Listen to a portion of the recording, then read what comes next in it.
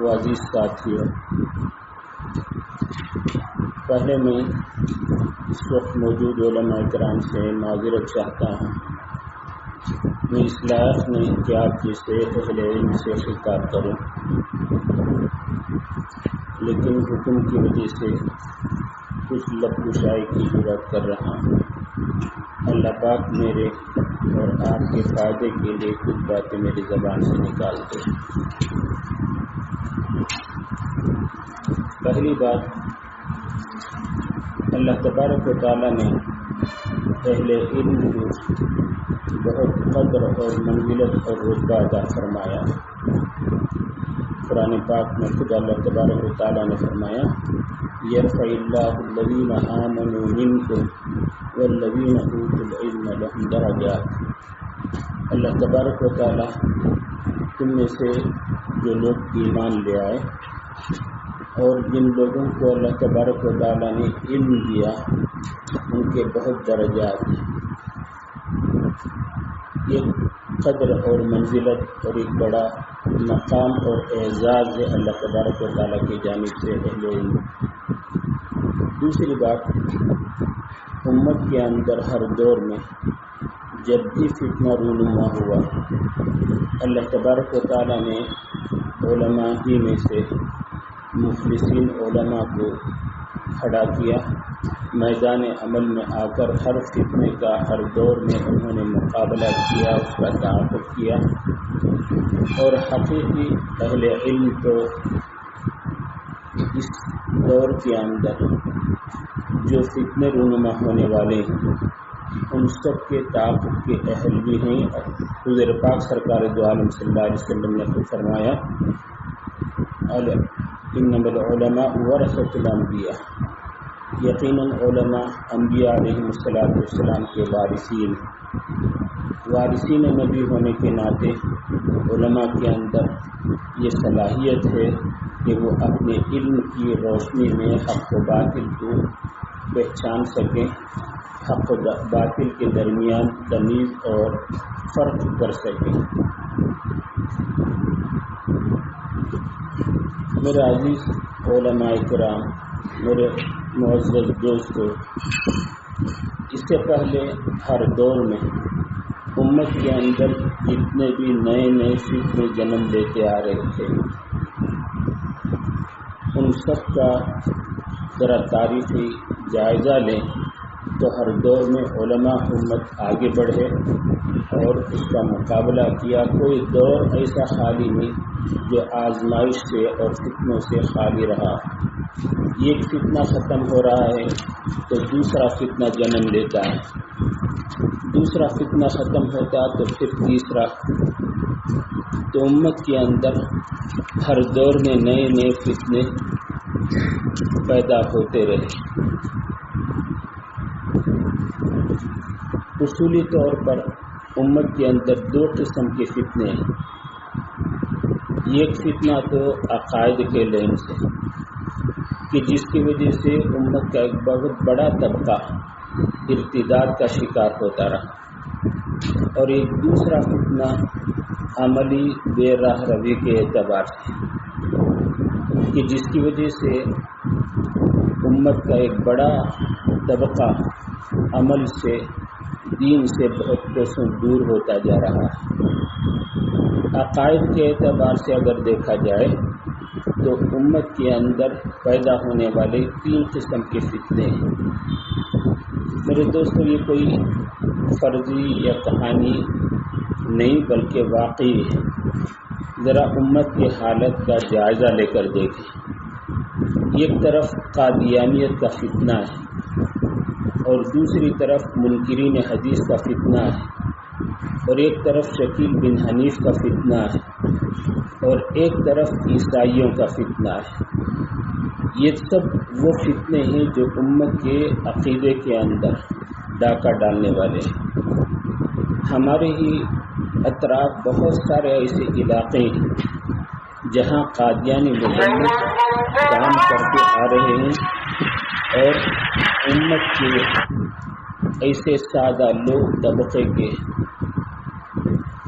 دین و ایمان کے اندر ڈاکہ ڈال کر انہیں ارتداد کا شکار بنا رہے ہیں۔ ذرا شہر سے ہٹ کر اطراف دیہات قریے وغیرہ کا جائزہ لیں تو ہمارے اطراف بہت سارے قریے ایسے پائے جاتے ہیں میرے عزیزوں جہاں قادیانی مبلغ کام کرتے آ رہے ہیں اور امت کو یہ معلوم نہیں کہ یہ خارج از اسلام ہے۔ شہر کے اندر خود بہت سارے ایسے علاقے، میں دور دراز علاقے کا ذکر نہیں کرتا بلکہ ہمارے ہی شہر کے اندر ایک علاقہ ہے پلاورم کا اور ایک علاقہ ہے یہ کوڈمپاکل کا۔ قادیانی مبلغ یہاں بہت کثرت سے کام کر رہے ہیں۔ بہت سارے ایسے حالات سامنے آئے، مسلمان ان کے دام فریب کا شکار ہو کر ارتداد کا شکار ہوئے، مرتد ہوئے، اور ہمارے علم میں آنے کے بعد پھر ان علاقوں کا ہم نے جائزہ لیا۔ ہمارے ہاں تحفظ ختم نبوت کا دفتر قائم ہے، مبلغین ہیں، وہاں جا کر کام کرتے ہیں اور جا کر ان ارتداد زدہ علاقوں کا انہوں نے دورہ کیا، پھر سے ان کے اندر دین کی ایک نئی لہر پیدا کی۔ ایک دوسرا منکرین حدیث کا فتنہ ہے، یہ بھی دبے پاؤں خاموشی کے ساتھ امت کے اندر پھیلتا جا رہا ہے۔ زیادہ دور کی بات نہیں، کل پرسوں کی بات ہے، میرے ہی قریبی شہر بیلور میں بہت سارے ایسے نوجوان جو منکرین حدیث ہو گئے، اچھے گھرانے کے، مالدار گھرانے کے لوگ ارتداد کا شکار ہو کر وہ اپنا مشن چلا رہے ہیں۔ منکرین حدیث کے بعض مبلغین ہیں، ہمارے ہی علاقوں کے اندر کام کرتے آ رہے ہیں اور بہت سارے نوجوانوں کو انہوں نے مرتد بنایا ہے۔ اللہ معاف فرمائے، ہمارے ہی اطراف کے ایسے بہت سارے علاقے اسے ارتداد کا شکار ہوئے۔ پرسوں جمعرات کے دن ہم اس علاقے کے اندر پہنچے اور نوجوانوں کو اور علماء کو اکٹھا کیا اور ان کو اس بات کی طرف توجہ دلائی، اور منکرین حدیث نے جو اپنا ایک معبد عبادت خانہ بنایا وہاں گئے اور ان کے اندر جو نوجوان تھے، سادہ لوگ، ان لوگوں کو بات سمجھائی، پھر سے وہ تائب ہوئے، اسلام کی طرف آئے۔ لیکن جو اصل مبلغ تھا منکرین حدیث کا، وہ چھپ گیا اور وہ دوسرے علاقوں کے اندر جا کر کام کرنا پھر سے شروع کیا ہے۔ یہ کتنی بڑے افسوس کی بات ہے، ہمارے علاقے کے اندر یہ ارتداد کے لوگ شکار ہوتے آ رہے ہیں۔ عیسائیت کا فتنہ تو برسوں سے ہمارے سامنے ہے، یہ اسکول کے لین سے یا ہسپتال کے نام سے لوگوں کو کچھ تعاون کر کے ان کے دلوں کے اندر عیسائیت کی بیج بوتے ہیں۔ بہت سارے اسکول ایسے جہاں بچوں کو بچپن ہی سے عیسائیت کا بیج بو کر ان کو مرتد بنانے کی کوشش کی جا رہی ہے، بلکہ بہت سارے ایسے جو مرتد ہوتے جا رہے ہیں۔ اللہ حفاظت فرمائے، ایسے بہت سارے فتنے ہمارے درمیان میں ہیں۔ ایسے وقت ہماری یہ ذمہ داری ہے کہ ان فتنوں کو بغور کہاں ہے اس کا جائزہ لیں۔ یہ اطمینان سے بیٹھنے کی اور یہ اچھا گمان رکھنے کی یہ وقت نہیں کہ ہمارے علاقے کے اندر کوئی فتنہ نہیں ہے، بلکہ بہت سارے ایسے فتنے ہیں۔ ایک اور فتنہ آج کل کے اعتبار سے ارتداد کا فتنہ، ہماری مسلمان جوان لڑکیاں ہندوؤں کے سازش میں آ کر ہندو لڑکوں سے نکاح کر کے ان کو مرتد بنانے کی ایک سازش چلی آ رہی ہے۔ بہت سارے ہمارے اطراف کے علاقے کے لوگ، نوجوان لڑکیاں، نوجوان ہندو لڑکوں کے ساتھ جا کر ملوث ہو کر زنا کاری میں مبتلا کر کے اپنا دین اور ایمان کھو چکے ہیں۔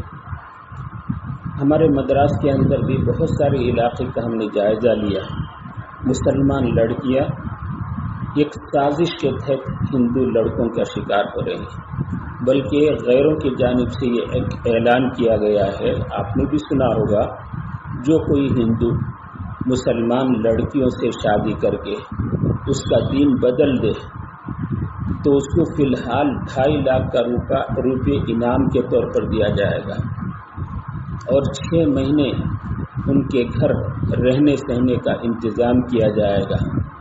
یہ کھلا اعلان ہے کہ جس کی وجہ سے ان نوجوانوں کے اندر ایک قسم کی ہمت اور جرأت بن گئی ہے، اور بیچارے ہمارے وہ نوجوان لڑکیاں کئی سال ہو گئے لیکن ان کا نکاح کا انتظام نہیں ہو سکا۔ ہمارے ہاں جہیز کی وہ لعنت کہ جس کی وجہ سے عمر رسیدہ نوجوان لڑکیاں نکاح کیے بغیر گھروں کے اندر بیٹھی ہیں، تو ایسے وقت میں یہ لوگ ان کو غنیمت جان کر ایسے نوجوان لڑکیوں کو اپنے ہاں لے جاتے ہیں۔ بہرحال یہ ایک ارتداد کا فتنہ ہے میرے عزیزوں، یہ ایک امت کے اندر پھیلتا جا رہا ہے۔ ایسے حالات کے اندر ہماری اور آپ کی ذمہ داری ہے کہ ان فتنوں کا ہم مقابلہ کریں، امت کو ارتداد سے بچانے کی پوری ایک علماء کی ایک ٹیم منظم شکل میں کوشش کریں۔ دوسری طرف امت کے اندر بدعملی کا ایک سیلاب ہے، شراب نوشی ہو یا نشیلی چیزوں کا استعمال ہو، یہ امت کے اندر بہت پھیل رہا ہے۔ ہم نے اپنے علاقے کے اندر جائزہ لیا تو بہت سارے ایسے علاقے ایسے کہ نوجوان آج کل نئے قسم کے نشیلی دوائیں اور نشیلی چیزیں ہیں جن کو استعمال کرتے آ رہے ہیں۔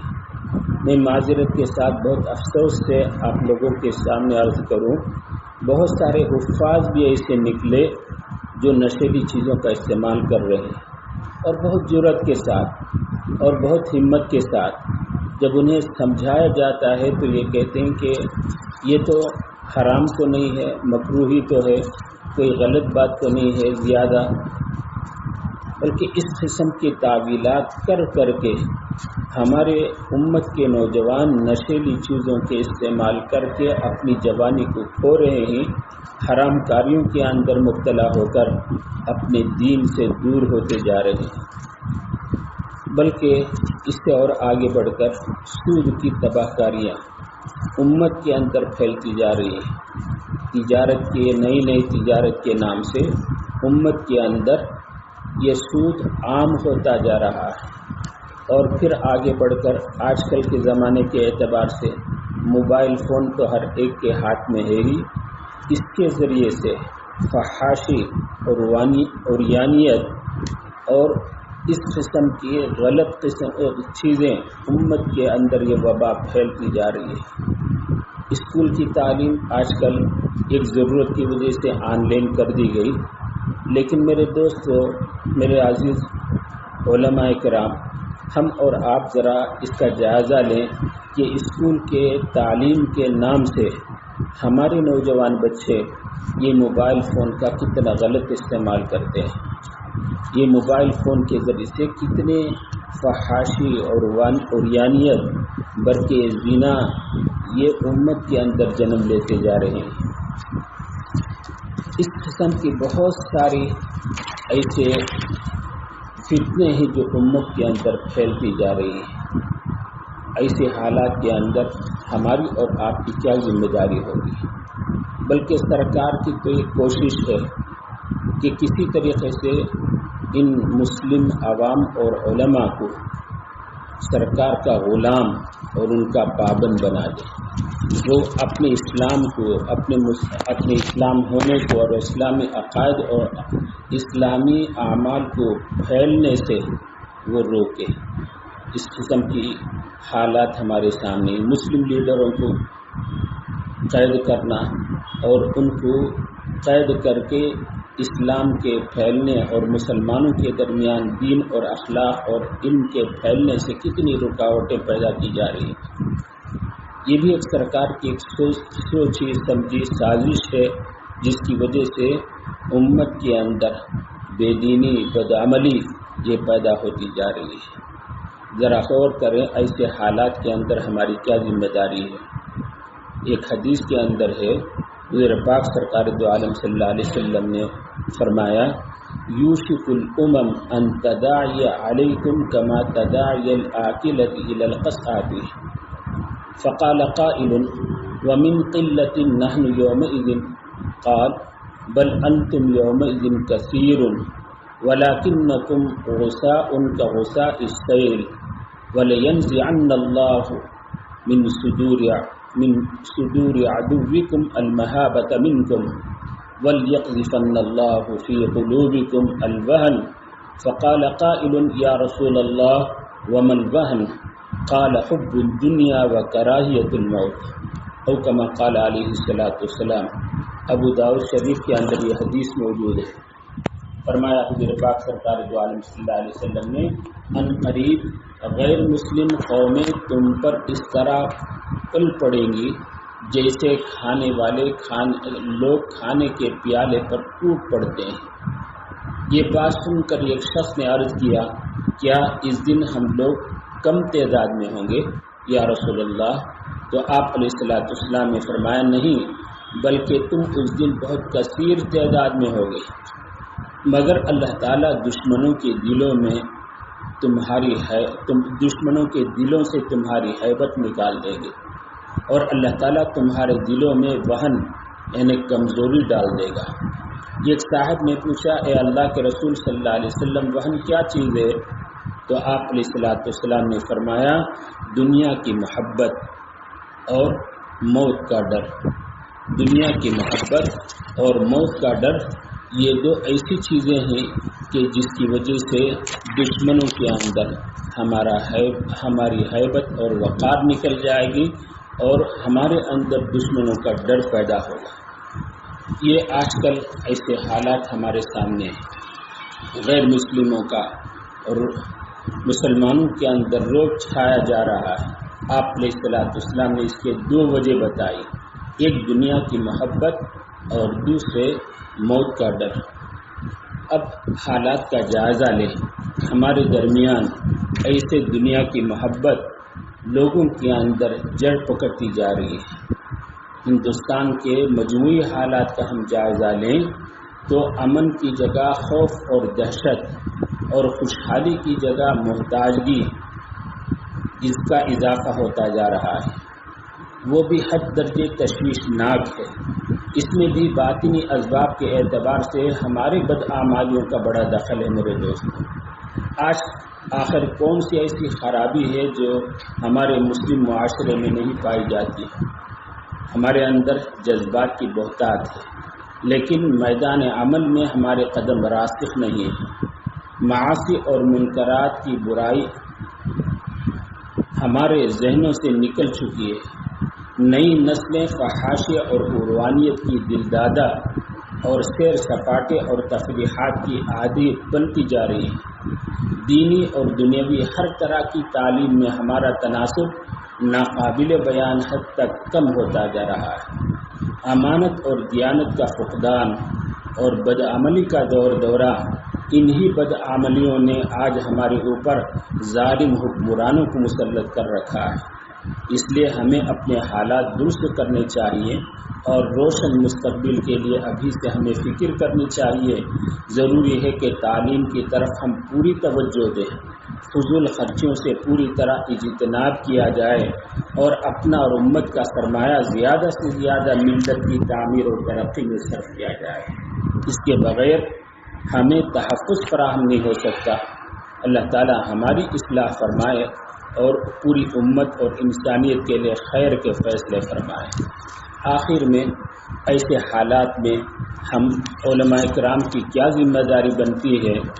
تو میرے دوستو، ہماری ایک تجویز ہے، اگر قابل قبول ہو تو انشاءاللہ اگر اس کے اندر کوئی آپ لوگوں کی جانب سے کوئی اصلاح کی بات ہو تو اس کو بھی سر آنکھوں پر قبول ہے۔ آج کل ہمارا جو طبقہ ہے عملی اعتبار سے، اصلاح کے اعتبار سے 4 قسم کے طبقے ہمارے درمیان ہیں۔ ایک بچوں کا طبقہ ہے اور دوسرے نوجوانوں کا طبقہ ہے، تیسرے عورتوں کا طبقہ ہے، اور چوتھے بڑی عمر کے لوگوں کی۔ ان 4 اعتبار سے ہماری 4 الگ الگ ذمہ داریاں ہوں گی۔ امت کے مستقبل کو سدھارنے کے لیے یہ 4 طبقے پر الگ الگ ہماری محنت ہو۔ پہلا جو بچوں کا طبقہ ہے، اس کے لیے مکاتب کا اہتمام ہو، ہر جگہ پوری مکاتب محلے کے اندر جتنے بچے ہیں 100% مکتب کے اندر آ کر پڑھنے والے بن جائیں، اس کی ایک فکر ہم علماء کرام کی ہو۔ یہ ہمارا محلے کے اندر ہم جائزہ لیں کہ ہمارے محلے کے اندر کتنے بچے ہیں اور کتنے بچے مکتب کے اندر آتے ہیں اور کتنے بچے مکتب کے اندر نہیں آتے۔ تو اس جائزہ لینے کے بعد ہم ان بچوں کو جو مکتب کے اندر نہیں آتے ان کے والدین سے ملیں، منت سماجت کریں، اب ان کا وقت لیں اور مکتب کے اندر آنے کے لیے ان کو آمادہ کریں، اور مکتب کے اندر بچے آنے کے بعد ان کو پوری طریقے سے ان کی تعلیم پر ہم توجہ دیں۔ ایک تو ان کا قرآن صحیح ہو، دوسرے ان کے عقائد صحیح ہوں، تیسرے ان کو مسائل کا علم بھی ہو، اور مسائل کا علم عملی طور پر ہم ان کو دیں۔ تو بچپن کے اندر ہم اپنے بچوں کے عقیدے کو جتنا مضبوط کریں گے میرے عزیزوں، بڑے ہونے کے بعد چاہے جس ماحول کے اندر جائیں، جس کالج اور یونیورسٹی کے اندر وہ تعلیم حاصل کریں، انشاءاللہ اللہ کی ذات سے امید ہے کہ ان کا عقیدہ کبھی نہیں بگڑے گا، کبھی کیسے بھی ماحول ہو ارتداد کا شکار نہیں ہوں گے۔ اس لیے بچپن کے اندر ان کی تعلیم کی طرف پوری توجہ ہماری ہونی چاہیے، پورے مکاتب کو ہم آباد کریں اور پوری طریقے سے بچے 100% مکاتب کے اندر آ کر علم حاصل کرنے والے بنے۔ پہلی کوشش ہماری یہ ہے۔ اور اس کے لیے اس سے پہلے ایک اور بات میں آپ حضرات کی خدمت میں عرض کروں، ہم اپنے اپنے علاقے کے اندر بجائے اس کے کہ انفرادی خدمت کریں، ہم اپنے علاقے کے اندر علماء کی ایک ٹیم بنائیں، علماء کی ایک تنظیم بنائیں، پورے علماء شہر کے متحد ہو کر ہفتے میں ان کا ایک مشورہ ہو، حالات شہر کے حالات کا جائزہ لیں، کہاں کس بات کی کمی ہے، کس بات کی اصلاح کی ضرورت ہے۔ تو ہفتے کے اندر کم از کم ایک مرتبہ شہر کے علماء کی اجتماعی طور پر بیٹھک ہو اور ان کے درمیان مشورہ ہو، حالات کا جائزہ لیں۔ یہ بہت ضروری ہے میرے دوستو۔ اس وقت امت کی اجتماعیت کی اور خاص طور پر علماء کی اجتماعیت کی ضرورت ہے، اور اللہ کا وعدہ ہے ید اللہ علی الجماعہ، اللہ تبارک و تعالیٰ کی مدد جماعت کے ساتھ ہوتی ہے۔ انفرادی محنت کے اندر وہ فوائد اور وہ نتیجے مرتب نہیں ہوتے جو اجتماعیت کے اندر ہوتے ہیں۔ بہرحال ہم ہر شہر کے اندر جہاں بھی ہم رہتے ہوں علماء کی ایک تنظیم بنائیں اور ان کا باضابطہ اصول اور ان کا مشورہ۔ بہرحال میں نے یہ عرض کیا، ایک طبقہ تو بچوں کا ہے اور دوسرا طبقہ عورتوں کا۔ عورتوں کے اندر عورتوں کے اندر دینی مزاج اور دینی اخلاق پیدا ہوں، اس کی بہت ضرورت ہے۔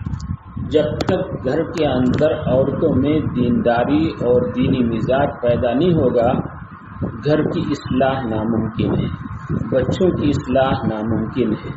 بچوں کی اصلاح کے لیے اور گھر کی اصلاح کے لیے، محلے کی اصلاح کے لیے عورتوں کے اندر دین کا آنا بہت ضروری ہے۔ عورتوں کے اندر دین کیسے پیدا ہو، اس کے لیے 2 باتیں ہیں۔ ایک تو یہ کہ ہمارے شہر کے اندر، ہمارے محلے کے اندر نسوان بچوں کی، عورت بچوں کی تعلیم ہو، علیحدہ تعلیم۔ یہ نہیں کہ بچے اور بچیاں مل کر کو ایجوکیشن کی طرح کی شکل میں تعلیم ہو، عورت بچیوں کی تعلیم گاہیں اور ان کی اسکول نسوان کی شکل میں الگ ہو، اور ان کے اندر جہاں عصری تعلیم ہو، عصری تعلیم کے ساتھ ساتھ دینی تعلیم کا بھی انتظام ہو، قرآن کی بھی تعلیم ہو اور سنت احادیث کی بھی، اور ایسے ہی دینی باتوں کی بھی وہاں مذاکرہ اور تعلیم اور اس کا ایک سلیبس ہو، تو نسوان کے ذریعے سے بچیوں کے اندر دینی تعلیم کا مزاج، دینی تعلیم کا رجحان آگے بڑھے گا، تو انشاءاللہ یہی بچیاں آگے بڑھ کر امت کو سنبھال سکتی ہیں، مائیں بنیں گی، اپنے بچیوں کو سنبھالیں گی۔ اور دوسرے، عورتوں کا ہفتہ واری بیان کا سلسلہ کسی ایک جگہ متعین کر کے پورے پردے کے اہتمام کے ساتھ اصلاح معاشرے کے نام سے جیسے جیسے حالات ہوں وہ عورتوں کو اس اعتبار سے بیان کا انتظام ہو، ہفتے میں ایک مرتبہ کم از کم بڑی عورتیں جمع ہوتی ہوں تو ان کے لیے کوئی مرد عالم ہو یا خود عورتوں کے درمیان عورت ہی تعلیم کر سکے یا ان کو دینی بات سمجھا سکیں، اس طریقے سے ہفتے میں ایک مرتبہ عورتوں کے لیے دینی تعلیم کا انتظام اور اجتماعی طور پر ان کو بیان کا انتظام اور اس کے اندر اصلاح معاشرہ کی ترغیب، یہ چیزیں اگر ہوں گی تو انشاءاللہ عورتوں کے اندر دین پیدا ہوگا۔ یہ تیسرا نوجوانوں کا طبقہ بہت ہی اہم طبقہ ہے، ہمارے علماء ذرا اس کی طرف توجہ دیں۔ آج کل اسکول اور کالج کی تعلیم کے اندر ان کو دینی تعلیم کے لیے الگ وقت نکالنا مشکل ہوتا ہے، تو ہم ان نوجوانوں کے لیے تعلیم بالغان کا ایک نظم کریں، عشاء کے بعد تھوڑا وقت ان کا فارغ نکالیں، ذرا علماء کرام یا ائمہ کرام اپنے شہر کے بچوں کو عشاء کی نماز کے بعد تھوڑی دیر کے لیے جمع کریں، اکٹھا کریں اور ان کو ایک باضابطہ سلیبس اور باضابطہ نصاب کے ساتھ ان کو تعلیم دیں، ان کا قرآن بھی صحیح ہو اور ایسے ان کو ایک دن عقائد کی تعلیم بھی ہو اور ان کو ایک دن مسائل کی تعلیم بھی ہو اور ان کو دینی مزاج، دینی اخلاق پیدا کرنے کے لیے کچھ ہدایات ایک دن اس کا بھی نصاب کے اندر یہ بھی داخل ہے۔ اس طریقے سے نوجوانوں کا طبقہ اگر سدھر گیا، ان کے اندر دینی مزاج، دینی اخلاق پیدا ہو گئے تو انشاءاللہ امید ہے امت کا مستقبل سدھر سکتا ہے، مستقبل کے اندر اچھی امیدیں کی جا سکتی ہیں۔ یہ سود جو تباہ کاری سود کی امت کے اندر پھیلتی جا رہی ہے، نئے نئے شکلوں میں، ترقیاتی شکلوں کے اندر، تجارت کے نام سے، تو یہ سود کی جو تباہ کاری امت کے اندر پھیلتی جا رہی ہے، یہ میرے دوستوں اس کے انسداد کا بھی انتظام، اس کے انسداد کیسے ہوگا؟ غریب لوگ، عام طور پر غریب طبقہ، اگر ان طبقے کے اندر ہم چل پھر کر دیکھیں، کتنے ہی ایسے فائنانس کے لوگ ہیں ان کے گھروں کے اندر خود پہنچ کر وہ سودی قرضے دیتے ہیں، تو ایسے سودی قرضے دینے کی ایک شکل غریب طبقوں کے اندر بہت زیادہ پھیلتی جا رہی ہے، اور یہ وہ سود ہے جس کی وجہ سے امت پر لعنت اور عذاب ان قریب آ سکتا ہے۔ یہ آج کل کے جو حالات عذاب کے میرے دوستوں، یہ امت کی بے رحمی اور امت کے اندر یہ گناہ کے عام ہونے کی وجہ سے یہ پھیلتی جا رہی ہے۔ اس کے لیے اگر کچھ ہمت کریں علماء کرام، شہر کے کچھ نوجوانوں اور اچھے باعزت طبقے کے لوگوں کو جوڑ کر شہر میں بیت المال کا انتظام اور بغیر سود کے قرضے ضرورت کے مند کو ان کے ضرورت کے اعتبار سے دیے جائیں تو اس کی ایک شکل بنائی جا سکتی ہے۔ کچھ نہیں، تھوڑی ہمت کی ضرورت ہے۔ ایک طرف جیسے میں نے عرض کیا، ہر شہر میں علماء کی ایک ٹیم ہو، علماء کی تنظیم ہو، اور دوسرے علماء کے ساتھ ساتھ نوجوانوں کی بھی ٹیم کی ضرورت ہے، اور وہ نوجوان علماء کے ساتھ مل کر کام کریں تو انشاءاللہ یہ دونوں کی معاونت اور دونوں کے مل جل کر کام کرنے کی وجہ سے بہت جلد اصلاح کی امید ہے۔ نوجوان علماء کے ساتھ ساتھ جب جوانوں کی ٹیم ہوگی ساتھ مل کر کام کرنے کی، بسا اوقات جہاں علماء نہیں پہنچ سکتے وہ اپنی جانب سے نوجوانوں کو بھیج کر وہاں کام کر سکتے ہیں۔ بہرحال یہ وہ طبقے ہیں جن کے اندر الگ الگ محنت کی ضرورت ہے۔ انشاءاللہ ایسی اگر ہم عام محنت کریں تو بہت جلد معاشرے کے اندر اصلاح اور درستگی پیدا ہو سکتی ہے۔ یہ جو امت کے اندر ارتداد کا فتنہ ہے اور بدعملی کا فتنہ ہے اور فکری بے راہ روی کے اندر لوگ ملوث ہیں، ان تمام سے انشاءاللہ امت کی نجات ہو سکتی ہے۔ یہ علماء کی ذمہ داری ہے میرے دوستو۔ حضور پاک سرکار دو عالم صلی اللہ علیہ وسلم نے علماء امت کو یہ ذمہ داری سونپی ہے۔ آخر میں ایک حدیث سنا کے میں اپنی بات کو ختم کر دوں۔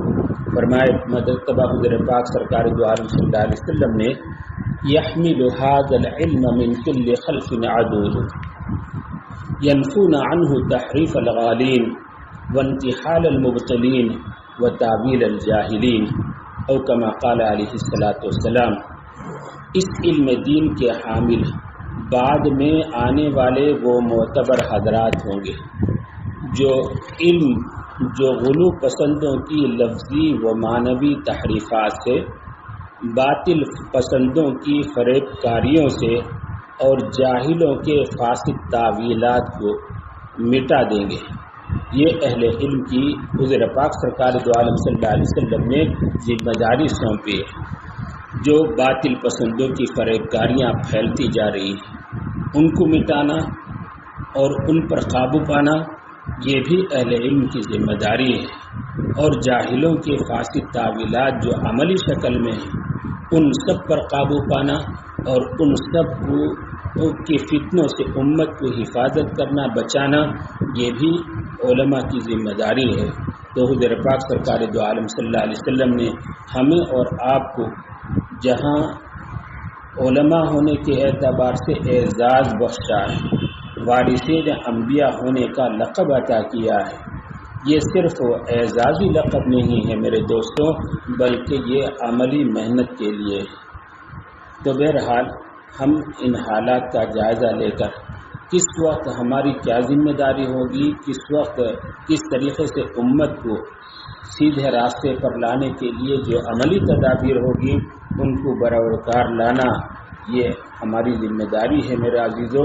اس وقت ہم ان حالات کا جائزہ لیں، سوچیں، ہمارے اندر وہ دینی غیرت اور وہ دینی حمیت پیدا ہو جس کو حضرت ابوبکر صدیق رضی اللہ تعالیٰ عنہ نے فرمایا، اینقص الدین وانا حی، کیا دین کے اندر کوئی کمی اور دین کے اندر کوئی نقص پیدا ہو اور میں زندہ رہوں؟ یہ نہیں ہو سکتا۔ یہ ہے دینی حمیت و غیرت جو ہمارے اندر پیدا ہونے کی ضرورت ہے۔ انشاءاللہ یہ دینی غیرت اور حمیت پیدا ہو گئی تو ہمارے لیے عمل کرنا بھی آسان ہوگا۔ انشاءاللہ ہم اپنی ذمہ داریوں کو پوری بھی کر سکتے ہیں۔ معاف فرمائیں، معذرت کے ساتھ علماء کے درمیان میں نے بعض حالات کے اعتبار سے ایسے الفاظ استعمال کیے، ہو سکتا ہے جس کی وجہ سے علماء کو کچھ رنجیدگی ہو یا ان کے بے ادبی ہو، میں معذرت چاہتا ہوں، حالات کی وجہ سے مجھے یہ باتیں عرض کرنی پڑی۔ اللہ تبارک و تعالی ہمیں اپنی ذمہ داریوں کو سمجھنے اور پوری طریقے سے اسے نبھانے کی توفیق سے نوازے۔ آمین۔ وآخر دعوانا الحمدللہ رب العالمین۔